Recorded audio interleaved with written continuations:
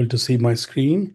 A brief about me. My name is Fani Rajendra, or I go by the name Raj. I have 25 plus years of experience. Worked in large companies, still working in one of the MNCs, heading their AI as a director and providing the services to the clients on various fields within the AI. There are so many domains within the AI that we can cater services to them. So let's understand what exactly is AI all about. Even before we go in, one of the questions that I keep hearing from the participants or enthusiasts is, am I supposed to be very good at mathematics? Am I supposed to be very good at statistics? Because you know what? AI is all about data. And if I have to manage data, I think I need to have a mathematics.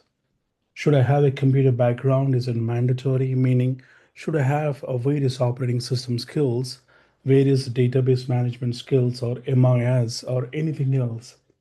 Am I supposed to be very good at that before I get onto this field or a domain called data science or AI or ML? What is the prerequisite? Who should learn the course? If I want to learn the course, what is that skill that I should already have? Is a question that I hear from many of the students. Let me tell you, what we're going to do in our course is we're going to start from the scratch, a very scratch, a very beginning, trying to understand what exactly is AI all about. And what is the definition that you see here? As Nikita talked about or mentioned, AI is the science of making computers think and act like humans. It's like giving them power to behave like our counterpart, to behave like our friend, to behave like our best buddy. It's no more a device. It's not a technology inside your mobile phone. It's not stored in a computer. It's all around you and I. It's reachable to your voice. It will hear your voice, it responds to your voice, or if I have to say, it talks to us in the language that we talk to any other human being. If English is a primary language, you talk to anybody else in the language of English, then AI would talk to you back in English. If your language is something else, like for example, in India, we have tons and tons of the colloquial languages or regional languages. If you want to talk to that in that language, it talks to you back in the same language that you speak to it. So if it is talking to me in the same language as I am talking to it, should I call it as a technology? Because so far in the market, we have not seen any technology that has the capacity to talk back to us like your friend, like your family member, like your mentor, like anybody else. Have you seen any such technology? Nope. So should we call it as a technology? I doubt. I doubt if we can qualify this as a technology because it's a way more than that. It's just not a technology. If it is not just a technology, what exactly is it?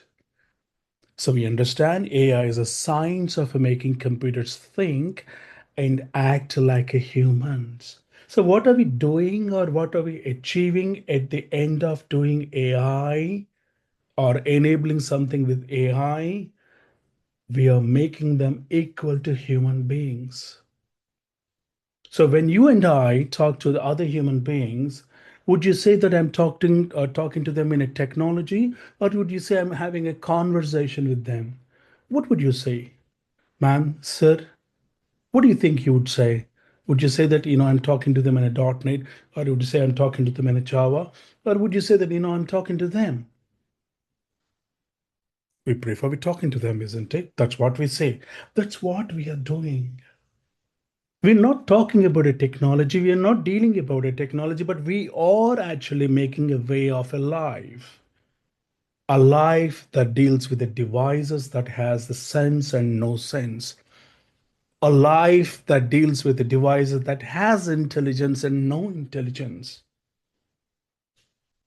A life that drives your car all by itself, even without touching the steering.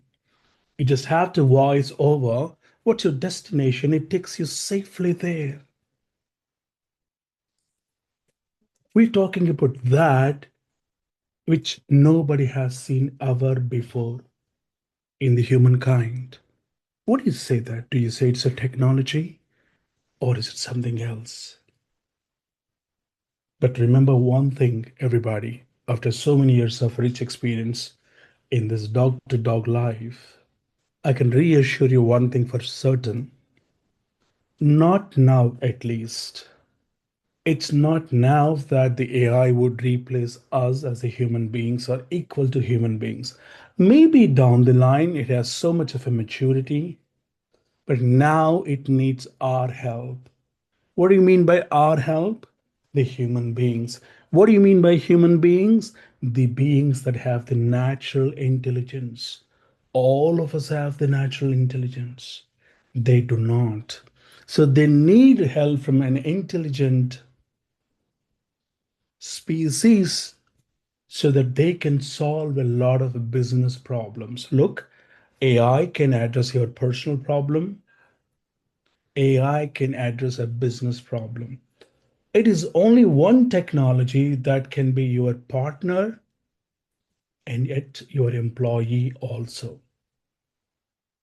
Let's get into what is that we're going to talk about in this course. And what kind of a careers would I have at the end of AI? For example, if I do a .NET, or if I do a Java, or if I do any technical course, like I may become a Java programmer, I may become a .NET programmer, I may become a backend or a full stack or a front end developer. Similar to that, what would I become when I learn AI? To understand, we're going to get into what exactly is that we're going to tackle in the course. We're going to start our journey with the codes or the skills. I would, rather than saying a codes or a technology, I would want to use a term called a skill. The skill that you and I require in the current market to solve a business problem, may that be the healthcare, may that be finance, may that be entertainment, may that be aviation industry, may that be sports and games, or maybe that video games, whatnot. We are looking for a certain skill. We as a human beings are looking for a skill that can help us to solve the business problems, and business is looking for resources who have a skill to solve the complex business problems using the interconnected network of all these skills. So we're going to start our journey right from Python. Python as a programming language is the language of AI. It's in fact one of the languages that we use in AI, or the most popular language of, if I would say AI, ML, or whatever the data science side, that's the language to go with. Why? We just talked about a few minutes ago that the computers and devices nowadays are talking just like a human being. They're not using any complicated grammar or structure of a language, which is too difficult to comprehend. Python is such a language. It is as equivalent as if a spoken language or a written language. So easy to master, and anybody can learn it over a couple of days to a greater level. So we're going to start with a Python. With Python, that would give us a helping hand to various sites or various types of a career just by learning Python, such as a web developer or data analyst, either as an automation engineer or as an AI ML engineer. Any one of these careers can be chosen by us if we have a mastery over Python. If you want to be web developer, or if you want to be an automation engineer, the level of Python that you and I need is a little higher close to the full stack level than the Python, which is required for the roles of data scientist or data analyst or AI ML. So if you want to master, if you could the whole master the Python skill set, then you would be the better suitable for the roles which are related to web development and automation stuff. Or if you have mastered half of the language, meaning we don't need a full stack engineer, we need a bare minimum skills to medium level of a Python skills in the journey of AI. That's the beauty. You don't have to be a hardcore developer. A lot of coding is nowadays being done by various tools, as all of us know. So we don't need the coding kind of a solved to a larger extent. We have to ensure we have the domain skills than that of the programming skills. So if you learn with a Python, we will go to a certain extent that give us an opportunity into the career field, into various roles such as a web developer to data analyst to automation engineer to AI ML. Then eventually once we cover a greater spectrum of Python, we eventually graduate ourselves into the next level, a layer above Python. Visualize like that. The foundation, the ground is a Python. On top of that, we are constructing the another layer, or we are laying another layer on the top of that, known as a machine learning. Now, if a person or resource learns a machine learning, that resource can get into some of the roles that I have outlined here, such as an ML engineer or a data scientist, or that person can get into the areas like a research scientist or applied machine learning developer. There are many more roles. So just by acquiring the skill set of machine learning coupled with Python, we can get into the roles such as the above or any other role associated with these roles or designations. So what is machine learning is all about? Well, this sounds very crazy. I know that the kids learn or you and I learn, we learn. How come the machines learn? What do you mean by a machine learning? Does it have a brain to think about it and talk about it and speak about it or communicate? No, a computer doesn't have a brain. If it doesn't have a brain, what are you saying that it will do a learning? What do you mean by a machine learning? How can a machine, maybe your mobile phone, maybe your laptop, maybe your wallet, how could they learn? How could a fan at your house learn? How could an AC learn AI or AI ML? They don't have a brain. They don't have any other qualities. How would they learn?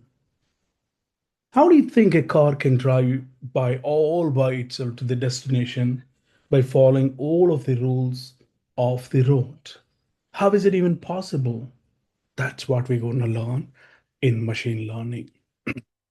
So we're going to understand Python to a certain extent that would give us the building blocks for getting into machine learning.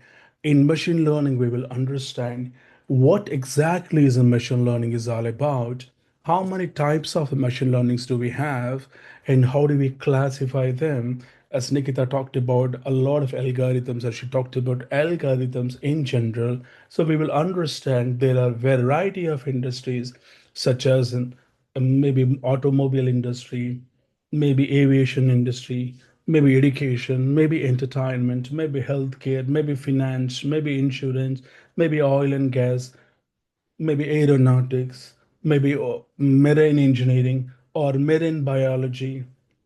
There are tons and tons of fields and domains. Every business has its own type of a business problem, isn't it? Don't you think that the healthcare industry has a business problem that is different from a marketing industry? A marketing industry has a different set of a problem from a retail industry. So there are so many industries in the market. So support in order to support so many types of a business problems in the market, we have so many kinds of a business solutions or technical algorithms that can solve various business problems in various kinds of industries. And they are categorized under different names. So we will understand what exactly is a machine learning, how many types of a machine learning, all of that and then we move on to eventually layer 3. So where did we start our path? Where did we start our journey? Everybody, we started our journey with Python. What was the next step? We graduated from Python and moved into the layer 1, what we call as a machine learning, meaning that we are dealing with a lifeless objects such as machines. Then we will graduate. Once we complete machine learning, we will move on to a domain known as a deep learning. What exactly is a deep learning? As Nikita talked about, deep learning is more of mimicking the human behavior into a computer. It's more of making a device equivalent to the human capabilities. It's like giving a brain. It's like giving a computer algorithm the neural network what we have, like neurons, like a spinal cord. So we create a neural network. In machine learning, we have not created any network. We dealt with the raw machines. But in deep learning, we will ensure that these lifeless machines would get exactly the kind of a network human being has, kind of a known as a neural network. So we will develop a neural network inspired by the human being and human architecture such as a brain, spinal cord, and the nervous system. So we will develop all of these. The moment we develop a nervous system and put it inside a machine, think what's going to happen. It's no more a machine. It's going to become equivalent like a human being. That's why you see all of the robots in the market. They talk to us like a human being. They walk just like a human being. They give emotions like a human being. They smile like us. They hold items like us. They share emotions nowadays just like how we share. And if you're really upset, they say, sorry, I'm sorry to hear that you're upset. The kind of understanding our emotions, not about learning. They are getting into the domain of understanding the human psychology part of that. How could you make a device or a machine equivalent to the mission or a human capable system? That we can do using a next layer above machine learning layer known as deep learning. And why do we call it as a deep? Because it is so deeper. What do we mean by deeper? So complicated and complex. When driving a car on the road, you understand how many things we have to manage. If you're driving a manual car, an auto car, you have to manage the signals, the road traffic, the ongoing or the traffic, and the diversions that you have to make, the status of the road, and the climate, the weather conditions, the number of passengers, the speed limit. And yet you would be talking to your folks in the car and listening to music and all of that. So many things are happening at the same point in time. How are you organizing and managing so many things without you knowing consciously? That intricate details are known as a deep learning. Yes, Nikita. Yeah, sorry, I have one question. Um, so when we say that we'll be learning the deep learning, so is it that we learn how to train the system? Absolutely. We learn how to create a system, how to train a system, how to evaluate a system, then how to move a system to the production. All Okay. of these layers, Nikita. Okay. Yeah, thank you. Okay, welcome. Then eventually, you look at the map, how complicated it is. So if you are getting into the domain of a deep learning, what are the career possibilities? A person or a resource, a technician or a tech guy can, or he or she can go into paths such as a deep learning engineer, a computer vision engineer, or there's something called natural language processing NLP engineer, or to research scientist. So ever since we started our Python, we talked close to about 12 roadmaps or 12 different designations that we can apply with one course. Python, machine learning, and deep learning. And we are not stopping there, we are moving on. Once we complete deep learning, then we are getting into the cream of the world. What everybody would love to talk about is known as a chat GPT, or what we call in other language, the technical lingo as generative AI. What exactly is a generative AI? Why did even scientists develop it? What are the different models that I have? And if you are a specialist in Gen AI, now we are talking about a person getting into the gaming industry, to the animation industry, to the medical industry, to the research industry, to the drug discovery industry, to the pharmacy industry, and to the new silicon or new mineral discovery industry. These are various roles a person can get on or get in just by learning Gen AI relevant courses because the industry is using them. And you know the market right now, even if you Google it, it's about a 200 billion market. That means there is an ample market for most of the folks. Let's say everybody on the land of Earth starts learning AI ML just today. We still have a lot of scope.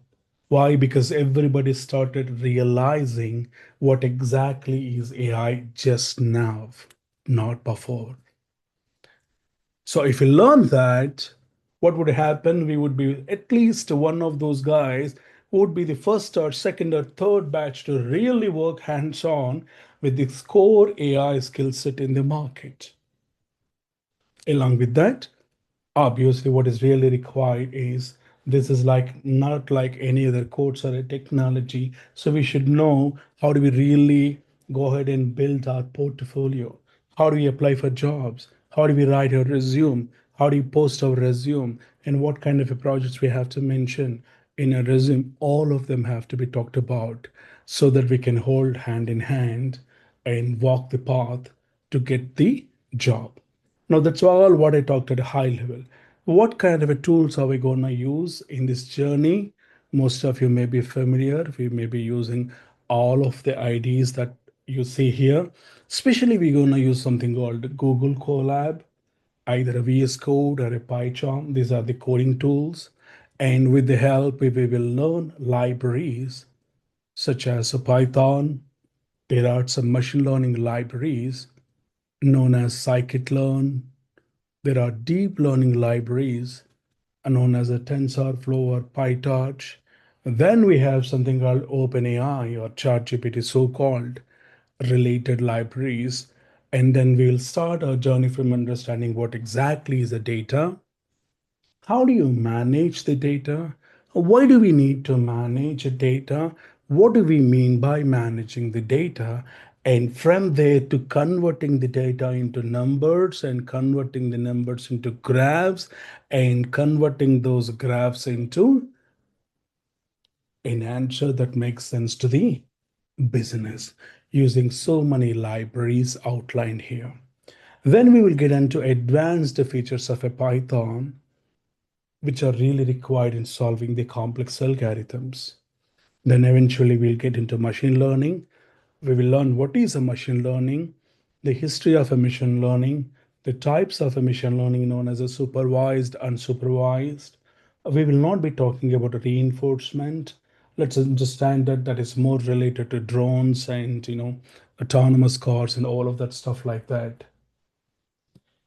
Then we'll understand in the so-called machine learning, there are so many algorithms, as we talked about a few minutes ago. So many industries, so many types of algorithms. What are they? How do we really make use of those algorithms for those kind of industries? Then we will get into the concept of a deep learning. We will understand what's the architecture of a deep learning.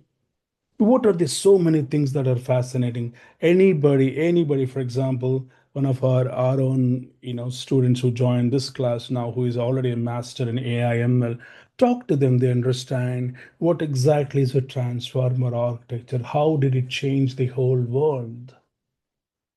Ever since the transformer came into market, nobody is talking about any other technology. That one technology which is behind the chat GPT or any LLM, that's running the whole industry. How do you create those LLMs? What is the required architecture? That's what we're going to learn using so many algorithms and methods. Then eventually we will go and understand what are the frameworks that we have to use. Then we will understand how do we really get into those nitty-gritties of LLM. What is an LLM actually? How many types of LLMs do we have in the market? And what are they? What are their limitations? Who are their competitors? What do we use which LLM for what kind of a purpose? Such as what is a vision model? What is a text model? What is a multimodal model? All of that. And we will rip open an LLM to the layer that we understand each layer of LLM creation, how an LLM is created or developed. There are thousands and thousands of LLMs out there. Right now, one of the core skills that is in demand in the market is SLM. SLM stands for small language models. People have moved on from LLMs, large language models are kind of done with. Now we are moving on to the next phase known as SLM, small language models. How do you create and use those small language models? How do you do that? What is the skill set that is required? And for all of this, what is the utmost important thing is the data. Where do you get the data? And I have a business, I have a showroom, I have a retail, and I see my customers are going away. I want to solve the business problem. So we take a case study and we try to understand how do you solve a problem such as a customer churn? You want to increase a marketing system for somebody else. So how do you increase the marketing system? You want to identify the fraud or fraud detection within the financial systems even before somebody swipes my card inappropriately or illegally. How do I detect that? How do I ensure nobody cheats the financial transactions? Then we will be talking about any of the examples, such as the quality industry, or it can be document analysis, or customer analysis, or production of equipment, or in the healthcare, which is the utmost requirement of the market, or financial industry, retail industry, manufacturing, automotive, education, entertainment, and finally the real estate. Every industry needs AI. So if you learn Java or any other course, where do we get employed in general? The most target is the IT industry. But when you get into the AI, ML domain, we're not limiting ourselves to the IT only. In fact, we are spreading ourselves across the multiple business industries or multiple domains. That gives us the opportunity to ensure our careers is not just limited only for IT industry. I can go into gaming, to healthcare, to aviation, to oil and gas, any industry, because all of them need what? AI capabilities. That's what we're going to do. And for all of this, what is the real requirement? It is the field of a data science. So what you and I need? Huge chunks of data. Where will you get the data? To develop an algorithm, to work on an algorithm, we needed data. So where do you get the data? These are the various sources of the data that are available for all of us, enthusiasts or the seniors or the professionals, to get onto these links and get the data and start working with that. Right? That's how we're going to do it or how we're going to go. And let me stop screen share and see. I'm open for any questions. If anyone of you have any question for me, please.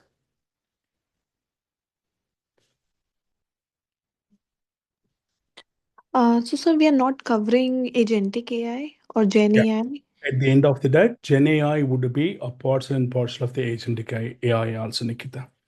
We will go to the extent that what we have is the current market is called cloud or agentic AI tools. We're going to talk about extensively on the cloud code, which is the But we tool. will not create an agent, right? No, we do create. We will create. Yeah. In Genetic AI or Gen AI, what we are creating is the two things. One, agentic AI and AI agents. There are two concepts which we will cover as part of the Gen AI. Okay, along with the practical implementation. Yes, ma'am. Every class is a combo of a theory plus the practical implementation, not just the theory. Each Okay. class is the combo of the both. Okay, and if may I ask, what type of agents we will create? There are, Any one or two example, for please. example, a lot of the corporations use RAG related. Then we Okay. have something called MCP related or multi-context related, or you have agents that serve the insurance, health to healthcare sectors. So depending upon the batch and the interest of the batch, we will choose the industry Okay. and we will create the agent in that particular domain that helps the students of that particular batch, ma'am. Okay, sir. Thank you. Most welcome. Anybody else has any other question for me? All right, back to Dia.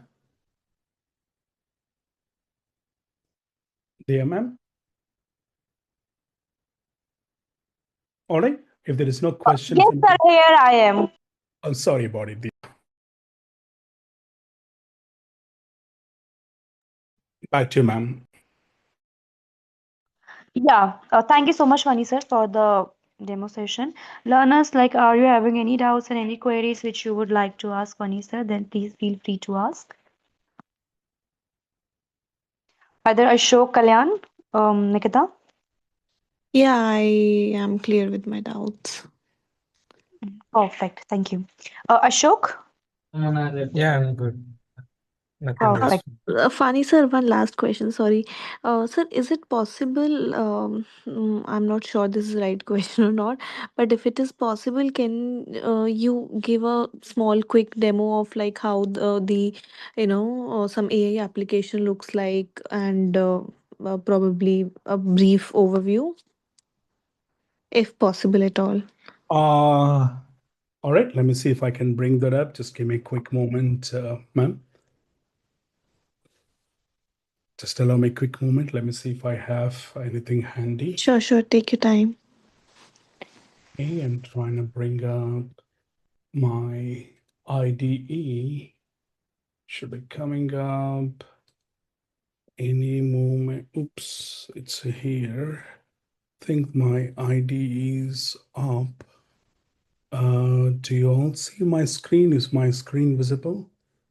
Not yet. Oh, okay. Just give me a quick second. Let me share my screen.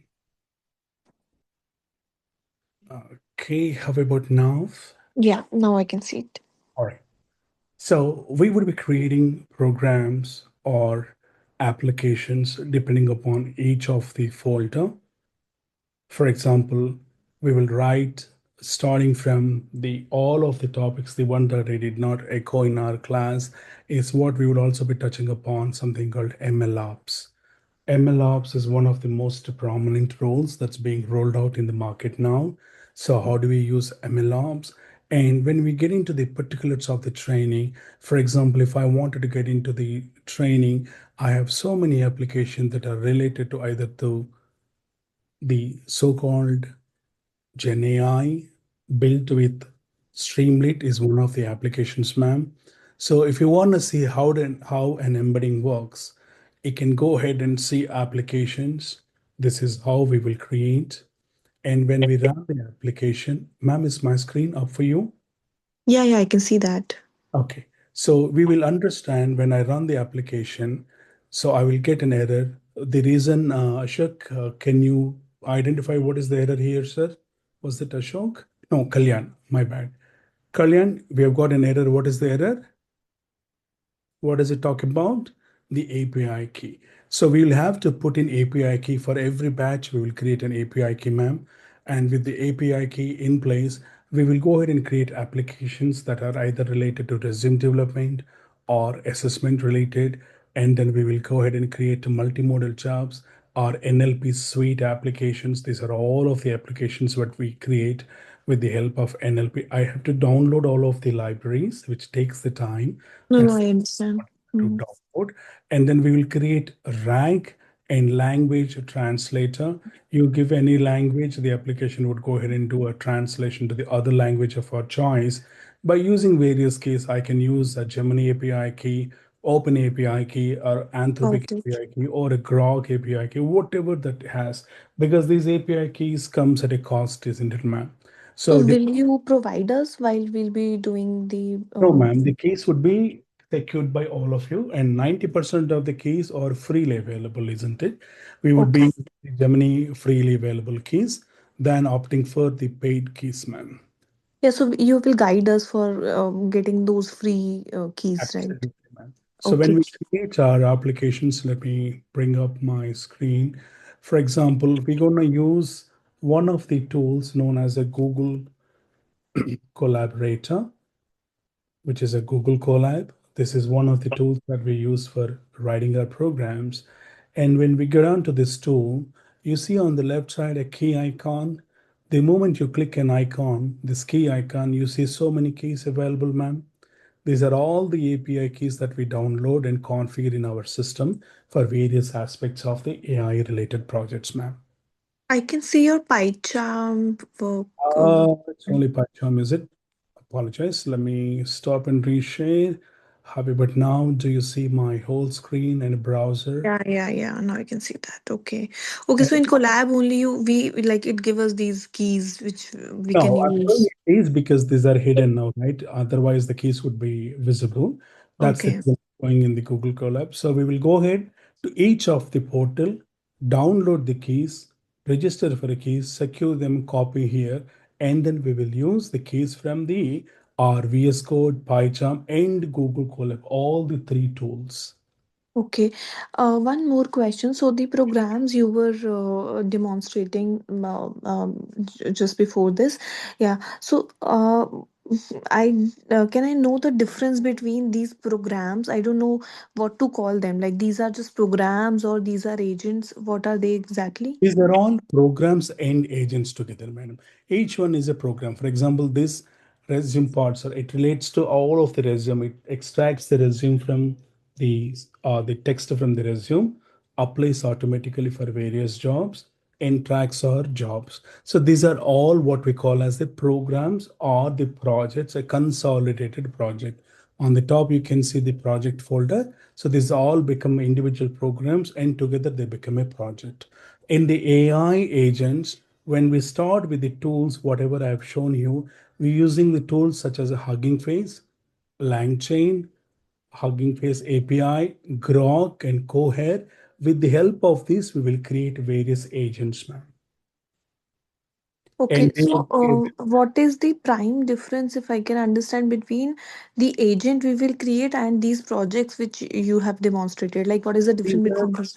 we are talking about four filers within the course, isn't it? First level is the Python, second is the machine level learning, third is the deep learning, fourth is the Gen AI. So what you are seeing here is a Gen AI under this folder. You are seeing Gen AI. Right? Gen Okay. AI comes at the third layer, ma'am. Before the Gen AI comes, we would be talking about another aspect called machine learning. You see here, ma'am, machine learning. Yeah, We'll be yeah. doing the machine learning program. These are again all of the algorithms that algorithms. Got uh, it. And before we, after machine learning, we will get into deep learning. Again, these are Okay. algorithms, and you will see how the algorithms have to be about, written for identifying human emotions and all of that. Then So, eventually on to Gen AI and then agentic AI, ma'am. okay, got it. Go. Done. Thank you.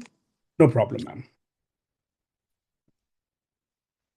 All right, everybody, if there is any question, feel free to reach out to the ma'am or I. We would be happy to help you out. Hope to see you all at this soon.